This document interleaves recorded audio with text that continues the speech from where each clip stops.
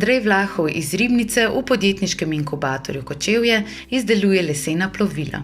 Za zdaj še ljubiteljsko prek društva, čez čas pa ima vizijo, da bi posel postal večji. Idejni vodja izdelave lesenih plovil Andrej pa ni prvi Slovenec, ki izdeluje lesene supe. Podjetniška zgodba je zanimiva, ker so izdelani s posebej unikatnimi intarzijami. Namreč noben super nima dveh enakih živalskih podob, saj se Andrej drži načela, da ima vsak sup svojo unikatno živalsko podobo, ki predstavlja določeno slovensko živalsko vrsto. Unikatne intarzije izdeluje umetnica Ladijana Zavodnik, za izdelavo in načrt pa porabi več kot 20 ur.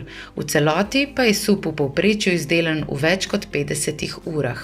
Prototipna delavnica inkubatorja Kočevje in kot inkubiranc sodelujem tukaj v tej delavnici s svojimi izdelki, s svojimi supi in pa tudi s kakšnimi manjšimi izdelki, kot je recimo tak metuljček. Andrej pa zaenkrat izdeluje lesene supe znamke Gočbar Par izključno za oddajo. Pove pa nam, da strošek supa brez časa znaša okoli 600 evrov, z delom pa je sup skupaj z veslom vreden okoli 2000 evrov.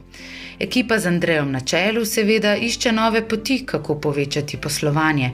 Z javnim zavodom Kočevsko so denimo naredili tudi igrala za otroke oziroma grad Friedrichstein. Andrej pa je povsem ročno izdelal tudi kanu. Sedim v svojem prvem izdelku, v kanuju dolžine cirka 4 metre, narejen je iz lesa, iz sibirskega macesna.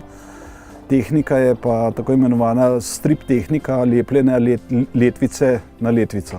Kanu se tako kot supi uporabljajo na Rudniškem jezeru v Kočevju. Leseni sup pa je na Kočevskem jezeru že postala ikona, takšna, kot je na Bledu Pletna.